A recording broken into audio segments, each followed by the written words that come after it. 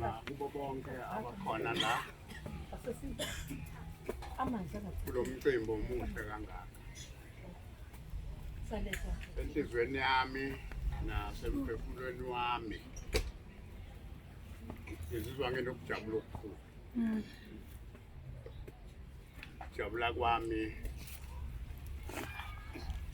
okokuthi esikhathini sami ngibona izinto ezinhle engibonayo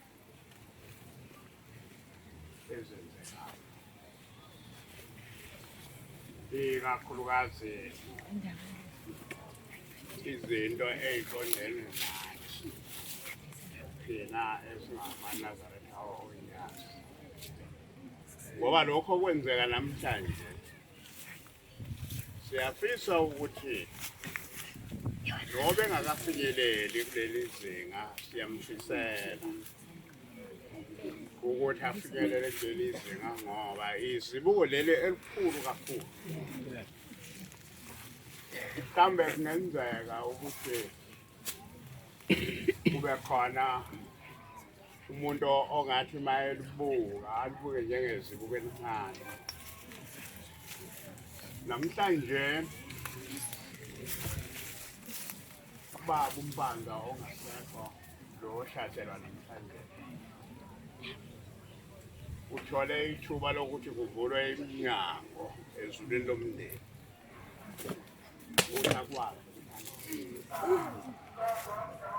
Lokho okuzokwenziwa namhlanjena abakaMpanda abazenzeli bona nje. Benzela umuntu othema ihamba emhlabeni uNkulunkulu emthanda uma esevuka evukela emndenini.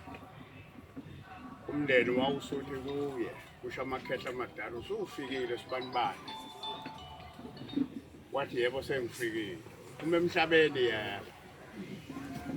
Uwenzile konke owathi mawuzalwa wanikwa khona kubantu ukwenza emhlabeni na. Wathi ke yebo ngikwenzile. Njengoba ke ufika la uwakhile umuzi wakaMpanda. Wathi yena yebo ngiwakhile. Wayeseyabuzwa ukuthi uwakhe nobani. Sengabika impendulo. Emva kwalokho mayesebuzwe lo mbuzo kosekuthiwa ke kuyena lalela. Sifuna ukuthi usichazele ukuthi uwakhe. Buganiwe? Yebo, bengigane. Bugane ubani? Bengigane ubani igama lakho makhosi. Ubani Thokozile? Thokozile. Bugane uThokozile yebo, uphi pho? Wasethi ukhona. Watshela ba? Wena wazi usitshele lutho thina sikaze sisibone isigcawu sikaThokozile. Ngakho ke ake ubuyele ngami. Yilokhu wahlala la kade ehlezi khona lapho wayebekwe khona uqala ukukhululeka namhlanje. Le ndaba yomshado ngiyacela bakwethu ukuthi noma ngabe ubungayibukisisi kahle kodwa ngiyafisa ngiyayala futhi ukuthi ake uyibuke ngamehlo amane ongenayo. Ngoba omunye umuntu mangabe esephelelwe yitiming bayathi mina ngisafuna ukushada. Mhlambe makuumuntu wesilisa mawubuza ukuthi kuyena yini edathi ungafuni ukushada. Mhlambe makuyindoda abesethi hayi ngeke ngize ngishade mina ngoba abafazi bayahlupha. Ngosumbuza ubahlupha ubazelapha abafazi abahlupha wawaba naye. Abesethi hayi ngeke ngizwe besho. lo msebenzi ozokwenziwa namhlanje ulotshiwe ezulwini lomndeni. Amen. Namhlanje umpanza usezothola ithuba lokuthi mayebuya ezemhlabeni esuka la ebekade ejoke khona afike emhlabeni abesethi sengifikile. Amen. Sufikile abesebuzana bese hawu mayifohloza thokozile abesethi khamba athi yena ke sengikhona ke ngizobheka ingane zami zonke lezi ngenzeni impendulo ibisithile ibisithi yena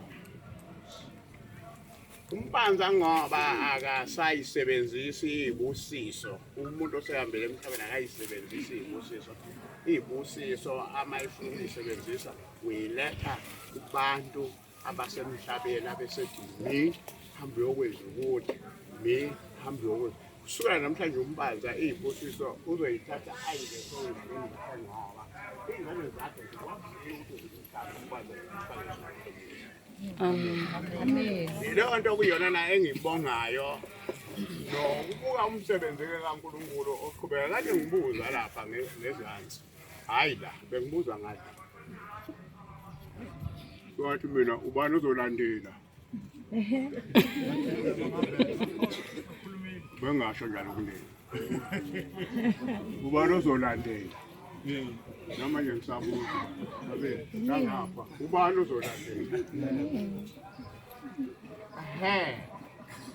kufanele kube khona ozolanda ngoba sonke njengoba sila sikhona emhlabeni silethele imisebenzi okufanele siyigcine okufanele ukuthi kube umphako wethu mase sibuyele emndeni senza lokhu nalokho.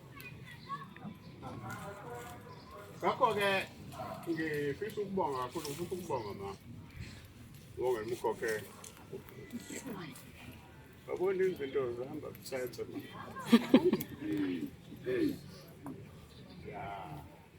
sekuzophela mama ukuthi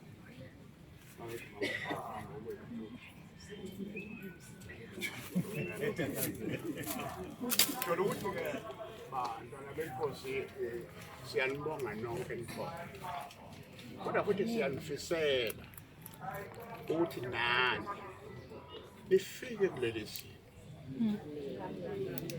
ngoba akufanele uhlale uyiphola bengifuna singayiphosha lapha msandizana